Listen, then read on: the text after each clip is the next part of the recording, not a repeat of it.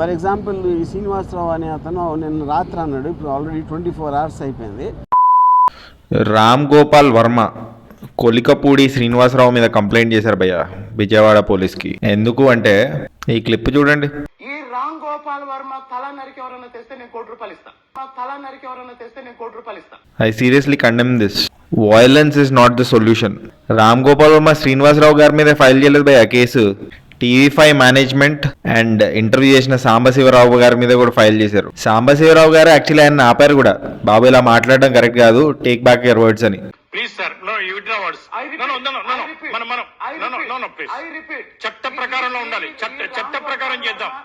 పాపం ఆయన మీద కేసు వేయడం ఏందో. అంటే మీరు ఆయన వ్యాఖ్యల్ని కండెమ్ చేయట్లేదంటే ఆయనని సపోర్ట్ చేస్తున్నట్టు అనమాట అని చెప్పి ఫైర్ అయ్యారు రామ్ గోపాల్ వర్మ. పవన్ కళ్యాణ్ గారి మీద, చంద్రబాబు నాయుడు గారి మీద, ఇంకా నారా లోకేష్ గారి మీద. చంద్రబాబు గారు, లోకేష్ అందరి పేర్లు చెప్పినా వాళ్ళు ఎవరు ఇలాంటిది మా పేరు మీద ఒకటి చేస్తారని కండెమ్ చేయకపోతే అర్థం ఏంటి? వాళ్ళు కూడా అదే మైండ్ సెట్లో ఉన్నట్టే కదా. సరే, ఆయన మాట్లాడింది తప్పే.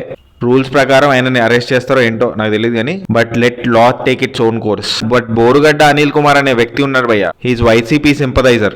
ఆయన కూడా చాలా చెత్త వ్యాఖ్యలు చేశాడు. గౌరవ ముఖ్యమంత్రి వర్యులు ఇప్పుడు నన్ను 1 గంట వదిలేస్తే గంటలో లేపేస్తా. వాళ్ళు ఎవరు ఇలాంటిది మా పేరు మీద ఒకటి చేస్తారని కండెమ్ చేయకపోతే అర్థం ఏంటి? వాళ్ళు కూడా అదే మైండ్ సెట్లో ఉన్నట్టే కదా. సో ఆర్జీవీ గారి లాజిక్ ప్రకారం బోరుగడ్డ అనిల్ కుమార్ కామెంట్స్ కి వైఎస్ జగన్ గారు కండెమ్ చేయాలి కదా భయ్యా, చేయాలి కదా. మీరేమంటారు? కామెంట్ చేయండి. ఆయన్ని కూడా అరెస్ట్ చేయాలి కదా, ఆయన్ని కూడా అరెస్ట్ చేయండి ఒకవేళ ఈయన అరెస్ట్ చేస్తే. మీ థాట్స్ ఏంటి ఈ విషయం మీద? కామెంట్ చేయండి. జస్ట్ ఇన్ కేస్ సబ్స్క్రైబ్ చేసుకోకపోతే సబ్స్క్రైబ్ చేసుకోవచ్చు కదా. పుచ్చుక్. జై హింద్.